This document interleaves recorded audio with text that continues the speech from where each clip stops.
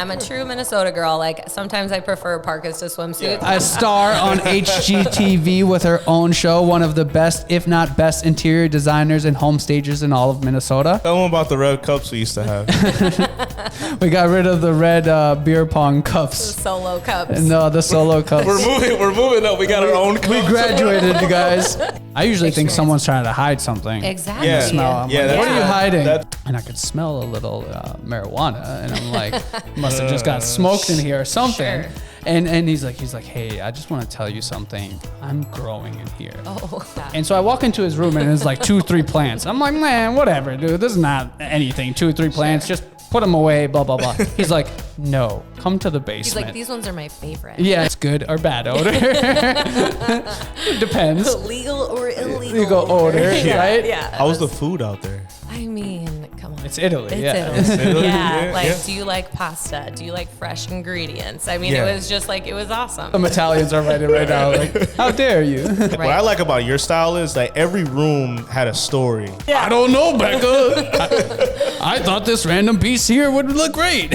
You know, staging is more than just putting a couple of pieces of furniture in a room. Like, we're marketing your biggest Yes. asset. My inventory is a lot of in like the onesie twosies. I'm telling you, I had bad experiences, and now This guy. I have changed. It's I have staging. What do we need changed, a staging everyone. for? I'm like, I am a new man. A series that was filmed here last summer called Renovation 911. So getting to work with HGTV for a second time. The Northern Lights were in Minnesota. I saw I that. saw it all over like Facebook and everything before it even reached, the northern part of the hemisphere. They piss everywhere. Yeah. The piss is just like molten lava. Wait, which It is gets weird to into me. I the thought wood. they have the little thing cats have. Come What is on. it called? The litter the box. kitty. Yeah. The kitty Yeah. litter. No, they- Yeah. We've just expanded into a new space, so the hoarding is Nice. kind of taking over a little bit further. Yeah, that's not The sumo wrestlers. That's sumo what- wrestlers, Yes, the yeah. sumo I wrestlers. know. Yeah, Yeah. you know, and when a buyer says like, "Does the furniture come with the house?"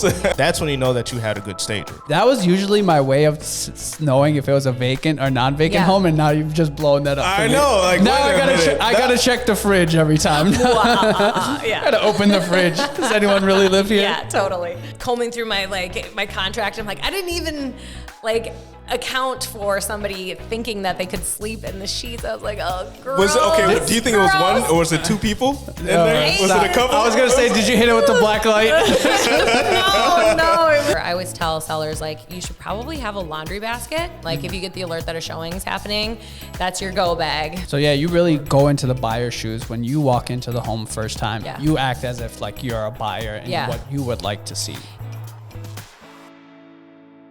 Welcome everyone to episode 18 of Weekly Deposit. We have an extraordinary guest with us today. do. She is a style icon. Look what she's wearing. A star on HGTV with her own show, one of the best, if not best, interior designers and home stagers in all of Minnesota, with a background in residential real estate, which brings her unique perspective in the staging world. She runs the Grey Duck brand, which includes buying and selling real estate with her husband, and probably her most important title as a mom to her handsome young son. Thank you, Becca, for being here. Let's give her a warm welcome. Welcome to the show. Thank you. Thanks for having me. Yes, thank you for being here. So I think this question is like off the bat, we ask all of our guests, Yep. right? Me and Julian love to travel. We love to see new things. Yep. We love to see new people, new places, new cultures. And we feel like that is one of the best ways to learn. Yeah. So that being said, as avid travelers, what is the last place you've been to? And what is the next place you're going to? And preferably, you can say U.S. states and whatnot, Okay. but preferably outside the U.S. Okay. Well, the last place internationally that I traveled was I went to Europe on a delayed honeymoon with my husband. We went to Italy and Greece. Oh, wow. Yeah, those were big ones. Greece was Yeah. that was a bucket list thing for me. Like, I've always wanted to go there ever since I Yeah. knew airplanes took people places. Yep. Yeah. Yeah, so that was a big one. There's like a honeymoon spot. What is it? It starts with an S. Santorini. Yeah. Yeah. Yep.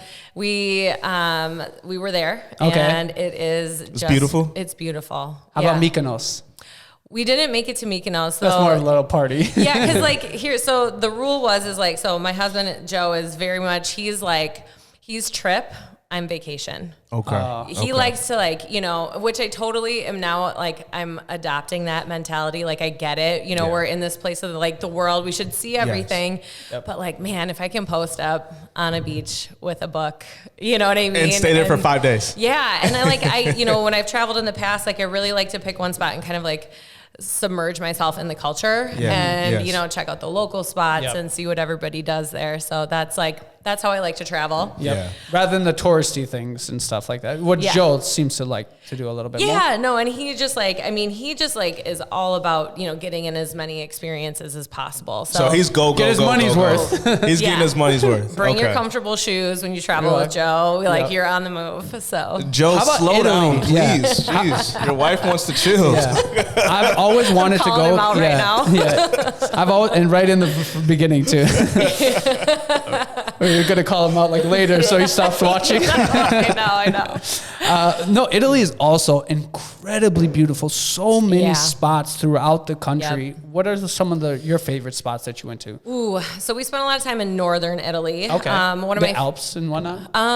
Not that far north, but like wine country. You know, so the Chianti region. Mm-hmm. But I think my favorite spot was probably Lucca. It's a smaller town, and it has like this wall that goes all the way around it. I think it was like a fortified city long ago, but they've turned this wall into like this beautiful bike and walking path all around it. And so we like grabbed a bottle of wine and like a couple e-bikes and just like tooled around that place. How was the food out there? I mean, come on. It's Italy. It's Italy. Yeah. Do you like pasta? Do you like fresh ingredients? I mean, it was just like, it was awesome. It was just like that pizza you just ate. That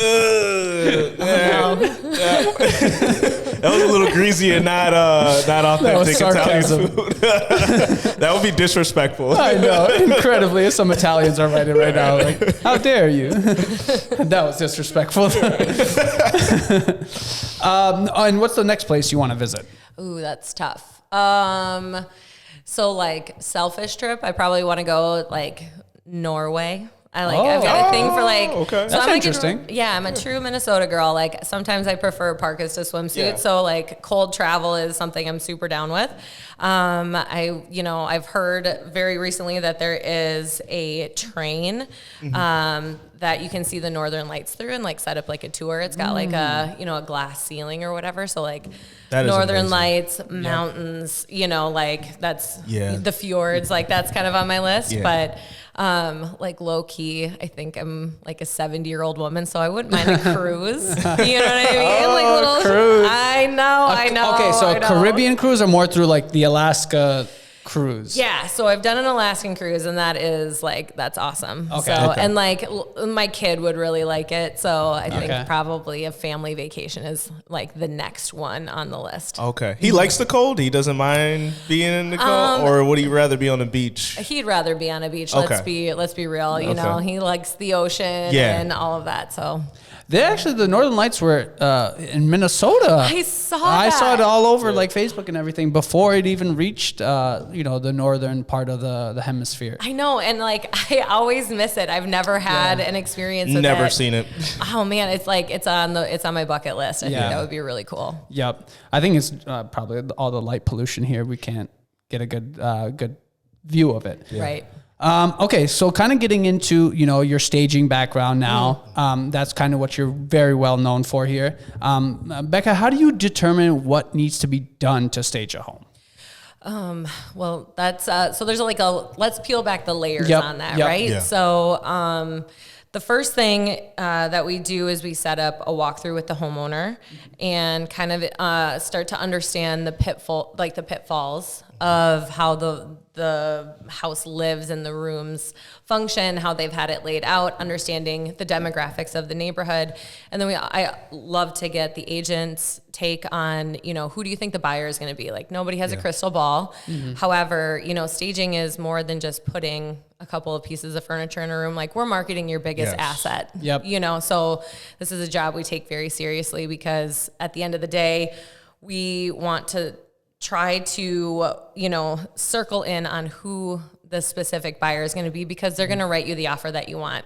Yep. So So the strategy meeting happens first, and then, we go in and we pick finishes in my warehouse, which is, we've just expanded into a new space. So the hoarding is kind of taking over a little bit further. Yeah, that's nice. And then we start to develop a design plan that has a cohesive feel, and, really keeping what the style of the house is in mind with the potential buyer, so we have a cohesive feel that like makes sense with the style of the house. Got you. And when you're looking at the style of the house, is it like a Victorian, or is it more layout, or is it like more Yeah, that's a good question. So, putting like the ethos of like modern design aside, if we were talking about like, since we're here in St. Paul, there's like a lot of arts and crafts style houses. So we're going to be picking furniture that has like more of a transitional feel. So it's like rooted in like traditional pieces with some modern elements to it.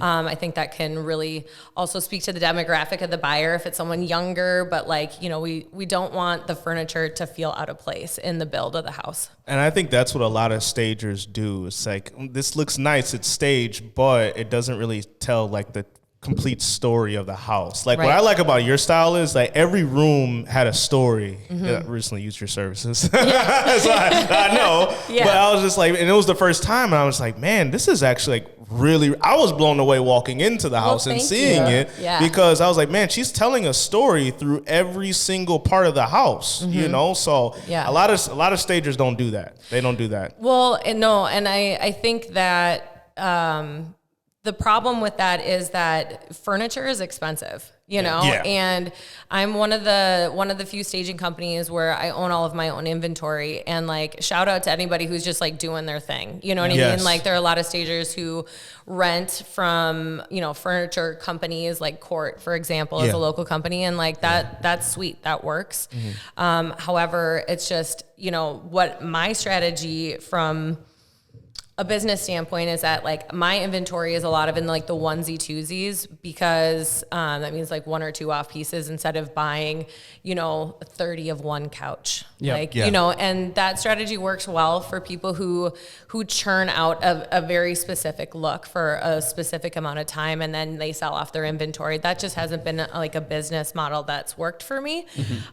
So because I have such an eclectic variety of inventory, I think that allows me to like sort of create this instant character within a space, So that's also part of what sets my services apart. Yeah, that's funny enough that you mentioned this, is because the next question we were kind of asking is because you do have a very unique method. You do have that warehouse, you do own the furniture, and that helps you kind of design the house a little bit better, because if you're renting, you're just kind of putting something like, oh, okay, this is for rent, or this. Yeah. And with that being said, how does that help create that story, right? Because when we did walk into that home you staged, I mean, there was some cool looking posters. How do you collect this furniture over the years? Yeah. Oh man, I don't want to give away too many of my honey holes. No, of course. I mean, are you like, okay, like, are you just walking someday and you see something you really like, or like even maybe on vacation, you're like, yo, that's, because I really like I think they were the picture frames, or the posters, or what was that? She had picture frames and posters. She also, like, when a buyer comes into a house, especially a new buyer, they don't know what, like, if it's a vacant house, as you should say, like, they don't know what room is going to be for what, if it's like 4 or 5 bedrooms. So what I like about you, every single room had a different story to it. Like, this is a baby room, this is what it would look like if you actually put your stuff in there. The sumo wrestlers. That's the sumo Yes, wrestlers. the sumo wrestlers. Yeah, but this is the entertainment room. This is where you hang out. This is where you do your work in an office space. Like, each room, like I said, had a different story to it, where if a buyer is coming in there, they're like, oh my God, I love this house. I can picture myself in here. Yep. Yeah. And when a buyer says, like, can I buy, like, does this a house come with the furniture too? That's when you know that you had a good stager. Yeah. Yeah. Right. Like, does the furniture come with the house? Yeah. And your listing specifically was really interesting, just because I think that there could be, some reservations, because what I mean by that is, like, so it's a 4-bedroom house. It's a 3-level split. and 2 of the bedrooms were on the lowest level, where the primary was 2 floors up.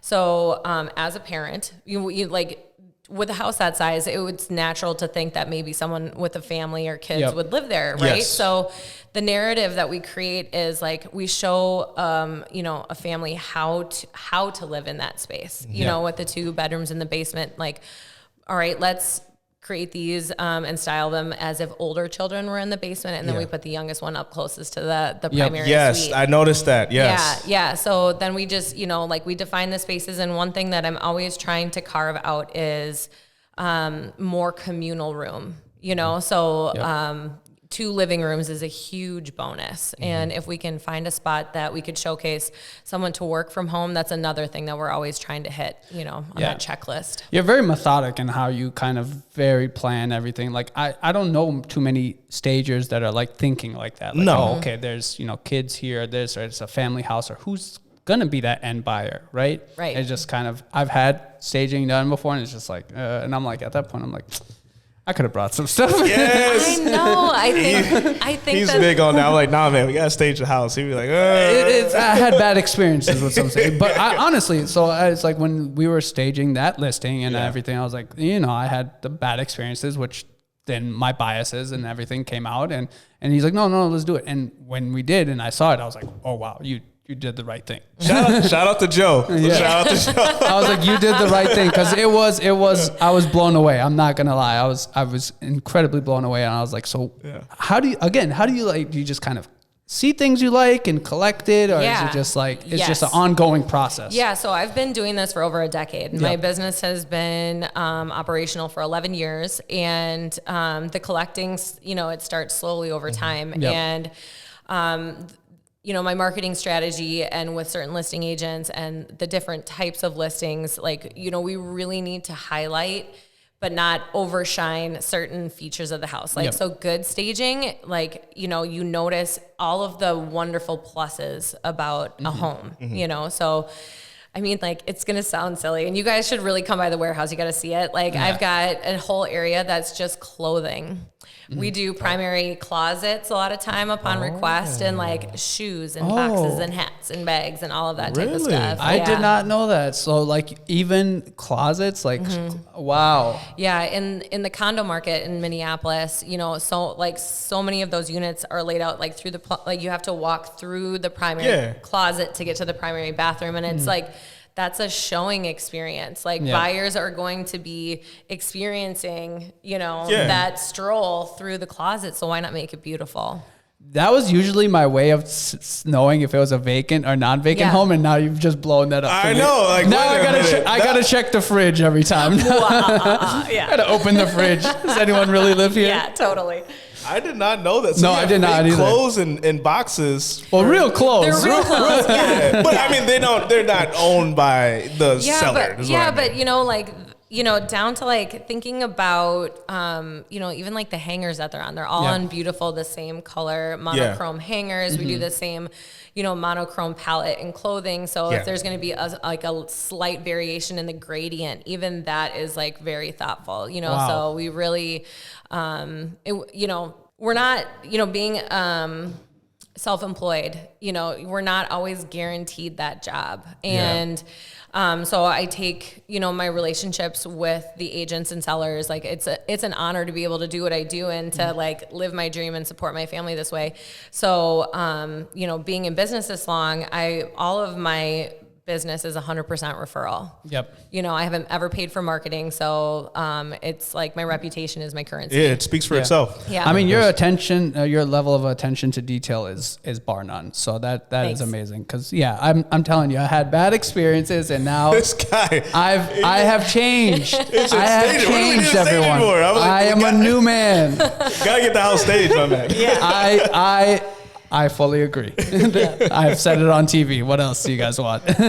Okay, speaking of TV and everything, tell us more about your HGTV Stager Things, which is like a great name, by the way. So the Stager Things was a pilot that we shot, and that was a lot of fun. And the the theme of that show was, you know, exactly this marketing strategy that we've been kind of like preluding to, and like where sellers can invest, you know, minimal amount for a really high return.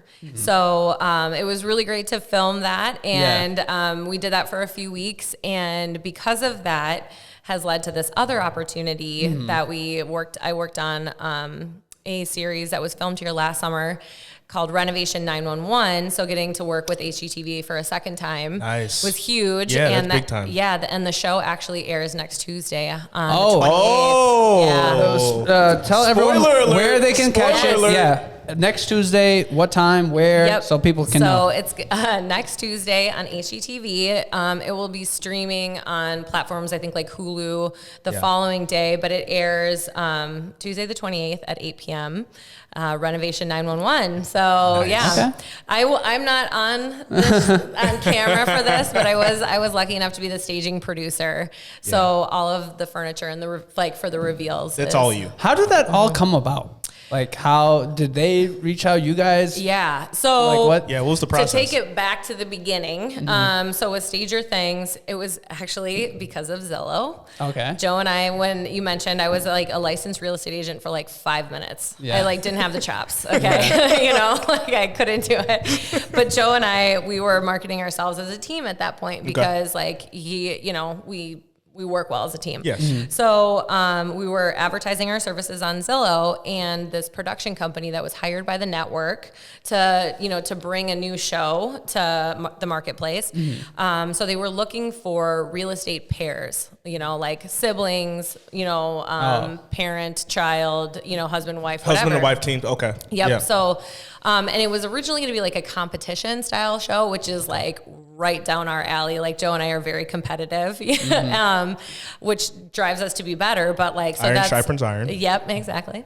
And so that's how they reached out to us. And like, they sent a couple of like, emails, and Joe's like, this is spam. There's no way that this is real. This is real. Yeah. So he finally like replied, and then the vetting process started, and a lot of those were done like over Zoom and things like that. And so that's kind of how that started. And when we were filming, I didn't know this, like you get to see how the sausage is made, right? Yeah. So like all of the camera people and the crew and a lot of the executive producers, showrunners, all of those, they're local.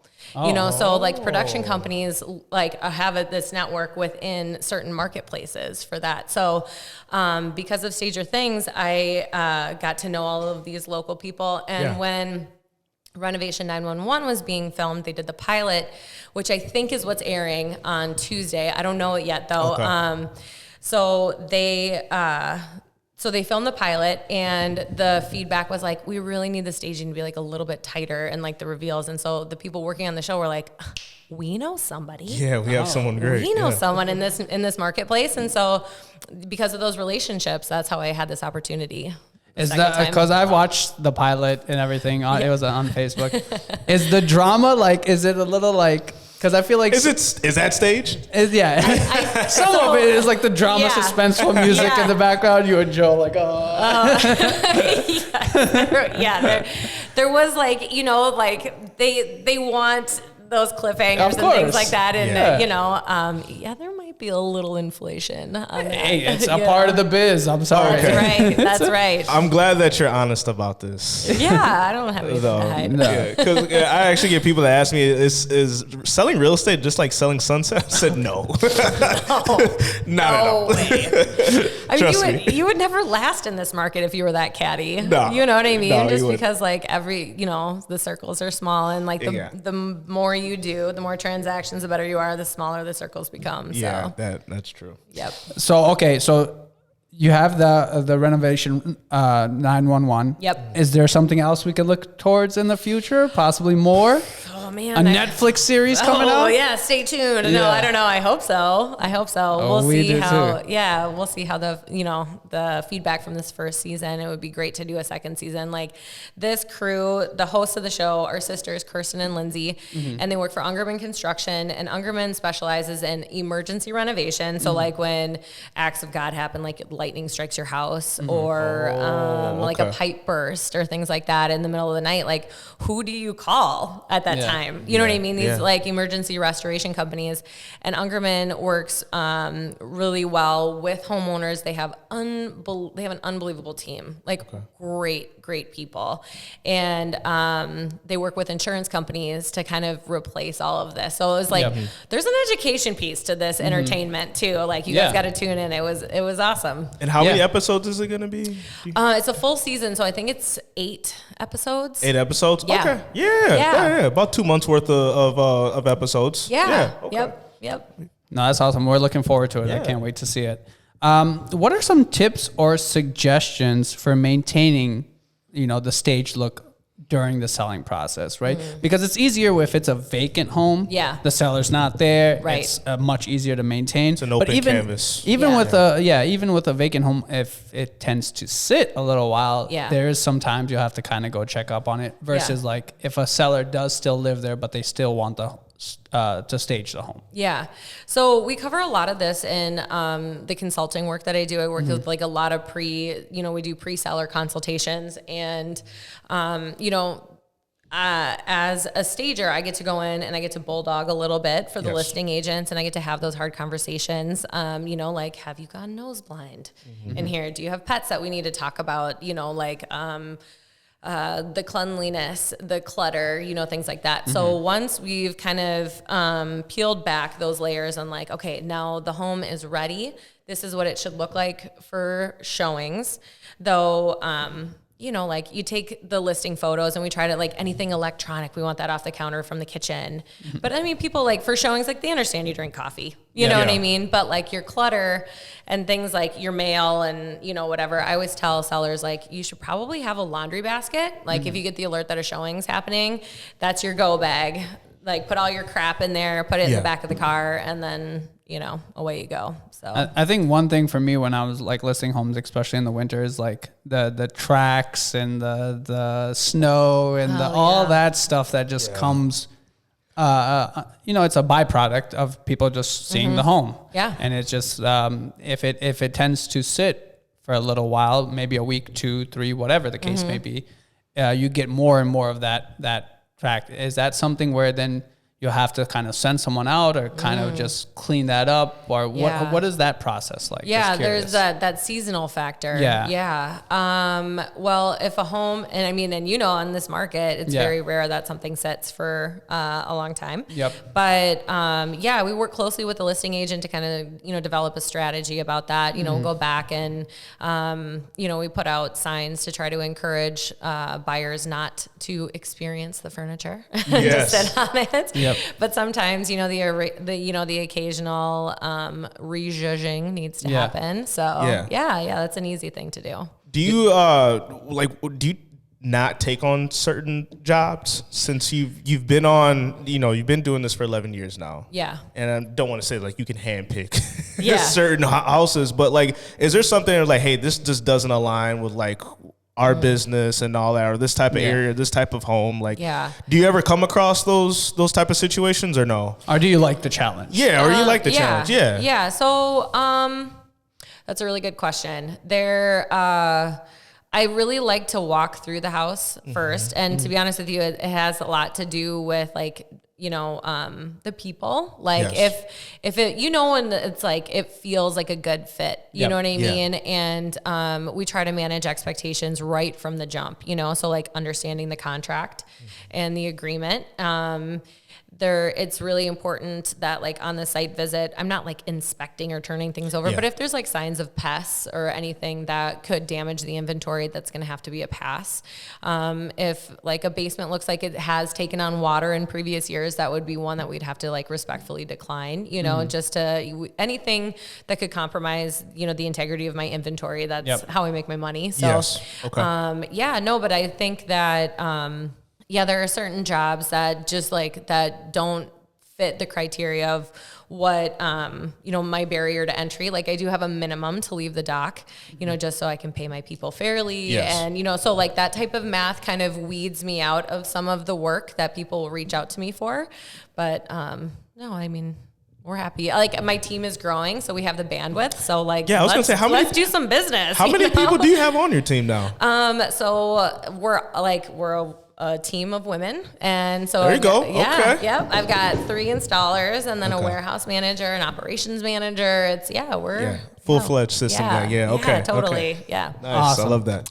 Okay, Becca, what kind of goes through your mind when you're staging a home, and especially in regard to like photos and videos? Because I know you mentioned everything is very detail oriented, and when you're staging, you're putting things in a specific order and placement. Is that for the photos or videos, or is that for something else? The answer is yes to both of them. Okay. Yeah. So over the years and through working with, Alec on this, I have discovered the angles in which the listing photos will be taken. So we try to think of from the doorway, what the room looks like, and then to pick the opposite corner and really kind of make sure that we're like hitting all of the walls, with art and things like that, while also trying to keep in mind, like, okay, if we hang the mirror here, is the photographer going to get himself in this shot? Because like that's a tricky thing about mirrors. Yep. So that's kind of how we think about that, and also. Just like, and I'm going to keep going back to the buyer showing experience, that has a lot to do with the placement. So we want sort of like these vignettes and like the room layout to kind of feel like an island. I will rarely put a couch against a wall if I don't have to, just because we want people to be able to have this free flowing, free range walking experience. Access to the windows is huge, just because, like if this is going to be their home, they're going to want to see what their view is going to be every day. Right. So those are some of the things that we try to take into consideration. So you really go into the buyer's shoes when you walk into the home first time. Yeah. You act as if like you're a buyer and what you would like to see. Yeah, because there are several, key things to discover about like a buyer showing experience. Like there's different sensory experiences that people have. So like in consulting, we want to in vacant home staging, we want to address any odors that are in the house. Okay. I never recommend adding any of like plugins or anything like that, just because some people it gives them headaches. They don't like those artificial smells. And, so we want to make sure that it's like a neutralized, I usually think someone's trying to hide something. Exactly. Yeah. Smell. What are you hiding? That's what I think too. When you have all these candles, there was this time. I'm gonna tell this story. Okay, real quick. There was this time I went into this house and the guy was like, I was gonna list the house and everything, and he goes, and I could smell a little marijuana, and I'm like, must have just got smoked in here or something. Sure. And he's like, hey, I just want to tell you something. I'm growing in here. Oh. I remember that. Yeah, remember this? Yeah, I remember and that. I'm like, okay. And he's like, okay, I'm just going to show it. Tell me what I should do with it, blah, blah, blah. Yeah. And so I walk into his room and it's like 2 or 3 plants. I'm like, man, whatever, dude. This is not anything. 2 or 3 plants. Just put them away, blah, blah, blah. He's like, no, come to the basement. He's like, these ones are my favorite. Yeah. We go to the basement and I kid you not, he unzipped like this thing, and it was just a rows of plants. Yeah. And I'm like, you had a grow house down there. Yeah. I'm like, dude, I thought there was just like the 2-3 plants and you could just smell it everywhere. Like I can't put these in the agent remarks. No. I was like, no one go to the basement. Well, no, because he's like, hey, this was his thing. He's like, and it was a tenant for the seller. So the seller, and he's like, hey, just wondering if you can kind of list it in like 6 to 7 weeks when I harvest. I was like, no.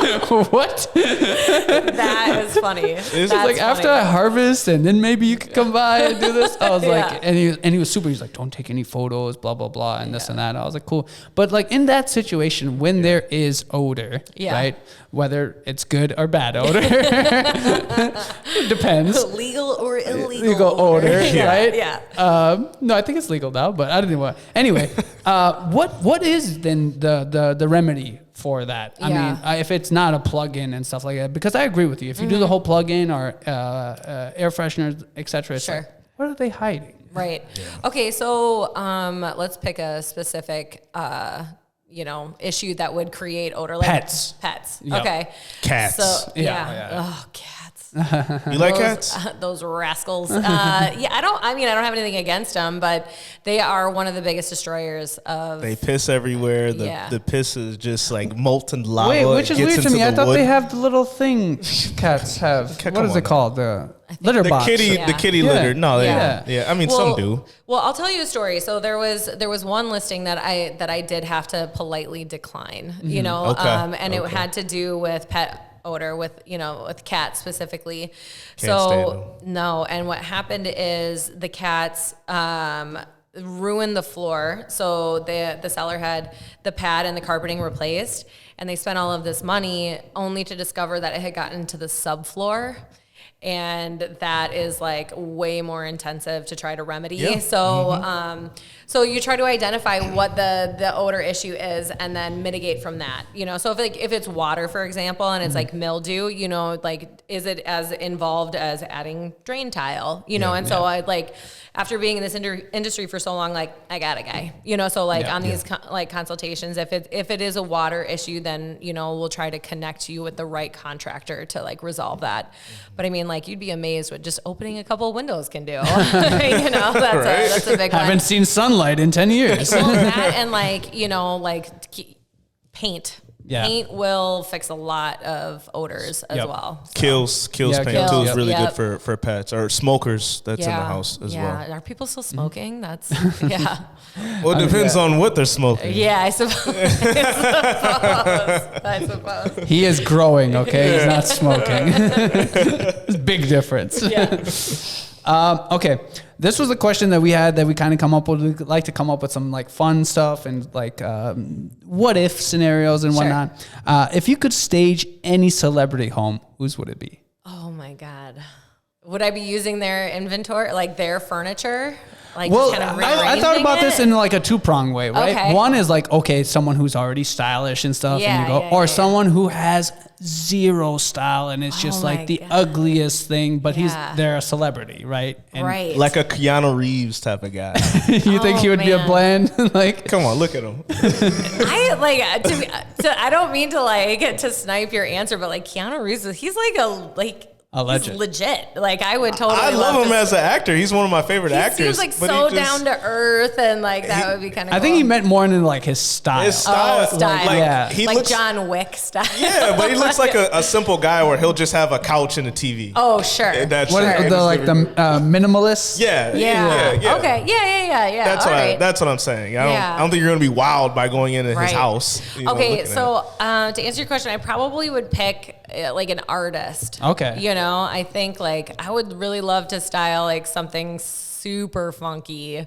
I don't really like follow pop culture on that level though, but maybe like I don't know. I feel like Madonna is so weird and out there that like her shit would be kind of, be kind of cool. No, you're fine. Yeah. Okay. We cuss like all the time. Okay. Yeah. There's no editing. Or like, maybe like. We don't have the budget for editing.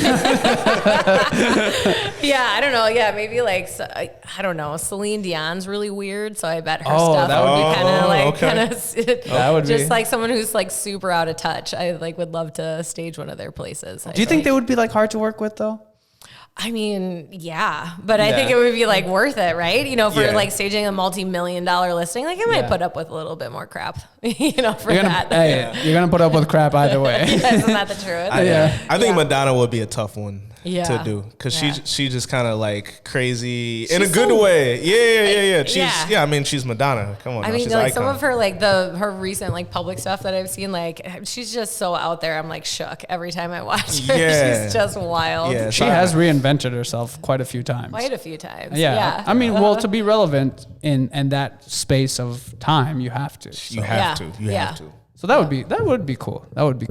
Okay. If someone paid you to come in and pick furniture for their home, would you do it? Or have you ever had someone give you a budget to design their home? Yes. So you would do like both yes? Both yes. Yeah. Okay. So like as the company grows, so like staging is sort of like the redheaded stepsister of interior design, right?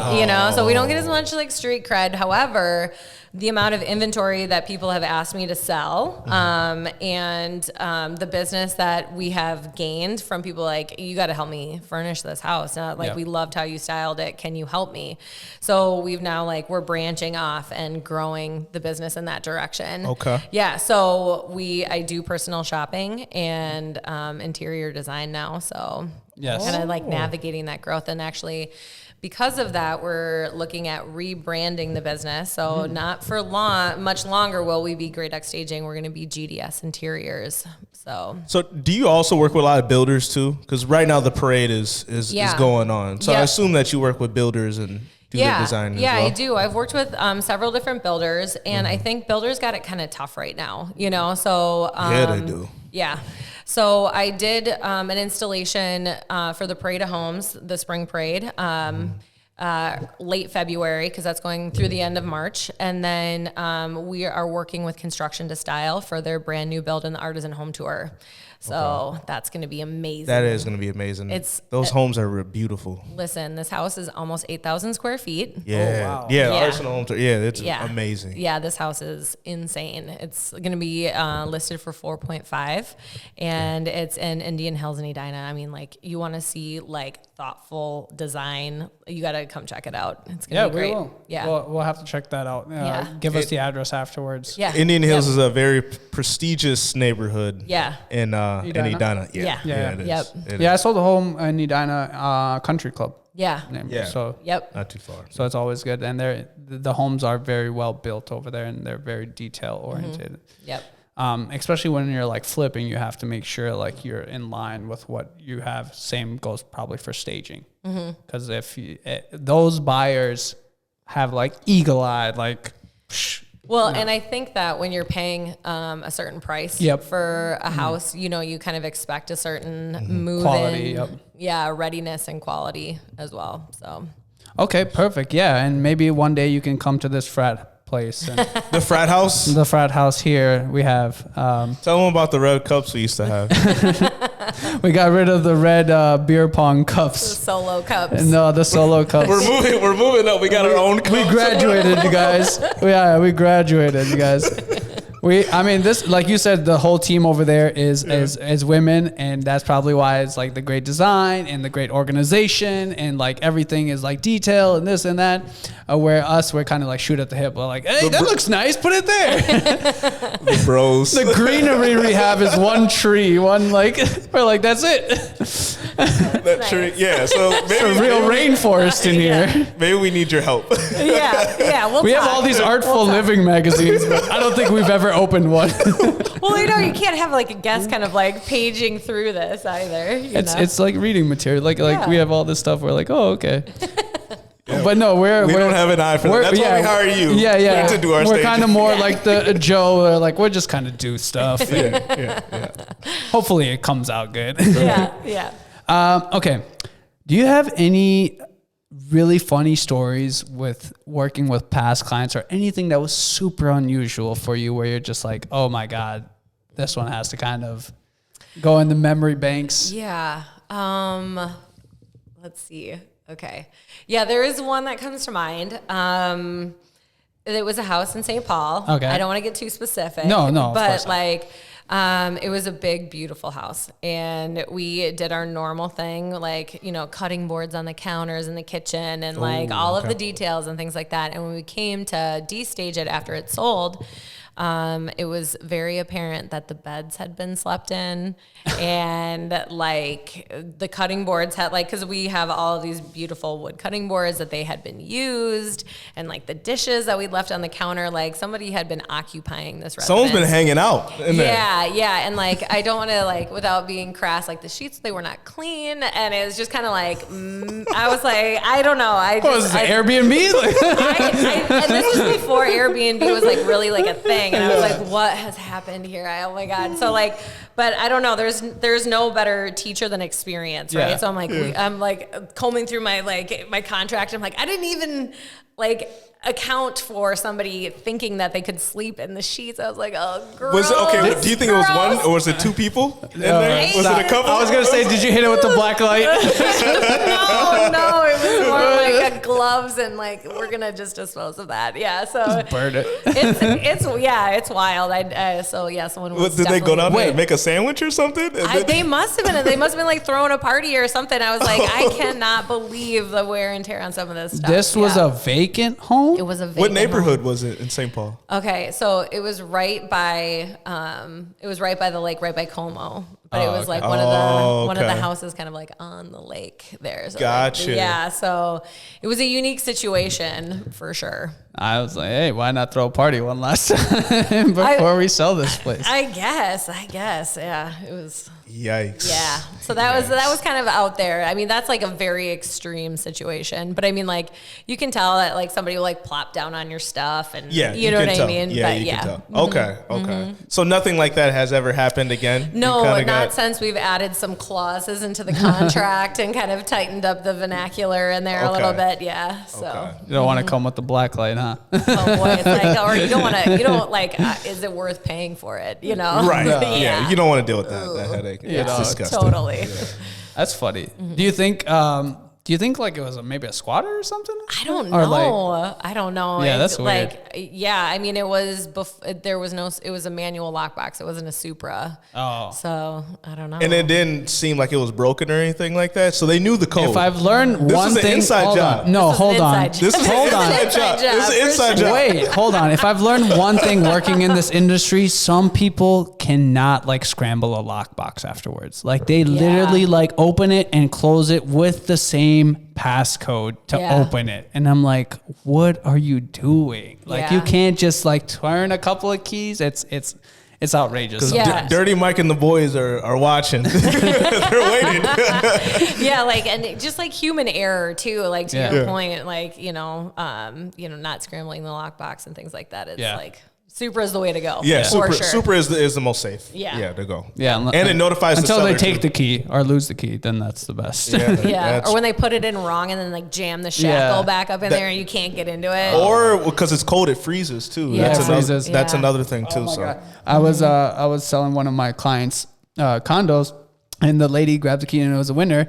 And she dropped the key from the staircase into the snow and it was just gone. It's gone. It was gone. She's like, what do you want me to do? I was like, get into the snow and find it. She's like, I'm not going to do that. I was like, oh my God. So we have to get a new key and everything. But life of a realtor. Right. Okay. Let's talk a little bit about work-life balance. Yeah. How do you run this super detailed, super successful business, but at the same time, be a fantastic mom and a fantastic partner? Yeah. And, I know that the partnership kind of helps because Joe is in the same industry. Yeah. So he gets that. But as for your son, what do you kind of tell him? Mommy's doing or this or that. Yeah. So you don't nail it. Yeah. You know what I mean? Like if you're crushing it at work, something has got to give somewhere else. And if home is like on point, then you're not answering emails, in a timely fashion, so it's like, I think you kind of have to learn to give yourself a little bit of grace and just understand that like nobody's nailing it, you know? So, but you're right. Like my partner, he's amazing. So having the right support system. You heard that, Joe? Yeah. Go ahead. Having the right support system around you, that like from the members on your team, the people that you hire, to the the people in your life, that my circle has gotten a lot smaller just because like I don't have time to mess around really or hanging out or anything like that. You're working quality over quantity. Yeah. You guys talked about vacation and I was like, God, how many fucking years ago was that? So no, I don't think anybody nails it, but you just do the best that you can. I think that one thing that I've started doing is like actively trying to transition from work to home. And what that looks like is like, a lot of people will like chill in their car for a few minutes in silence or something like that. Or they'll like put on a podcast or, like some music.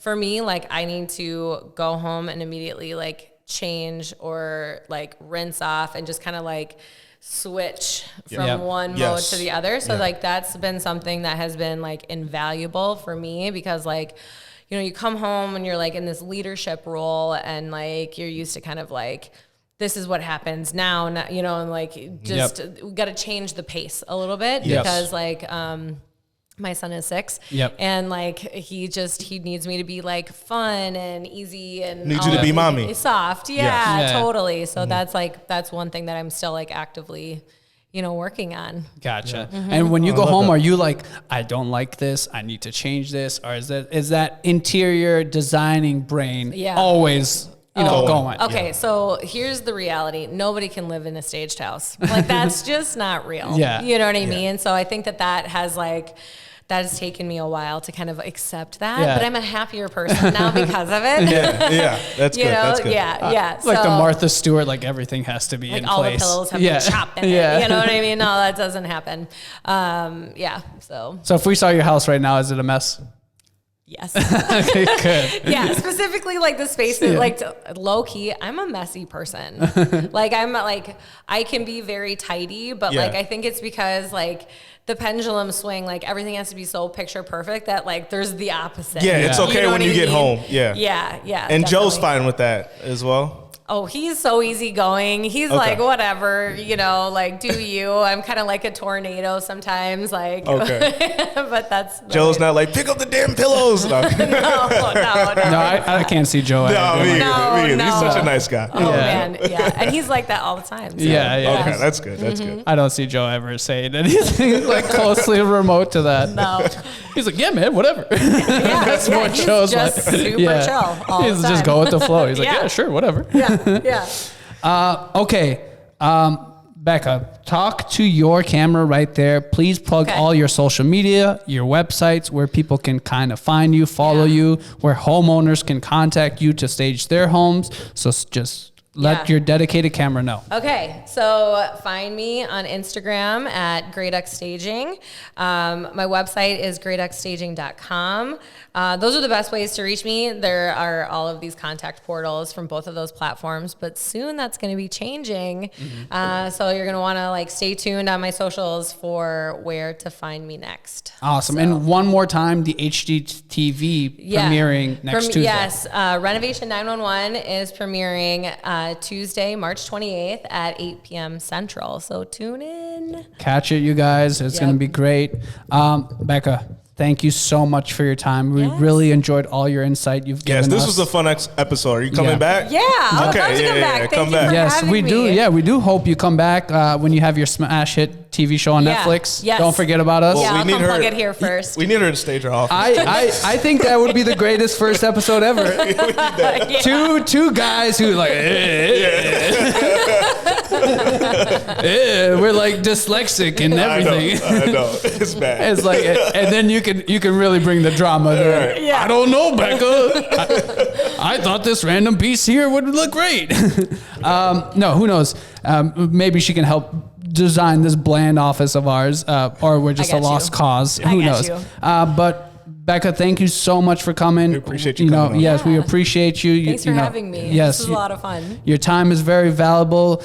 We pray for your continued success, and above all, we pray for your health and the health of your family. Thank you once again. Thanks. Everyone, please subscribe, comment on what you love about this podcast episode, and one thing you'll do different in your home decor. We'd love to hear from you. Thanks, everyone, and we'll see you back here for episode 19. See ya. See ya.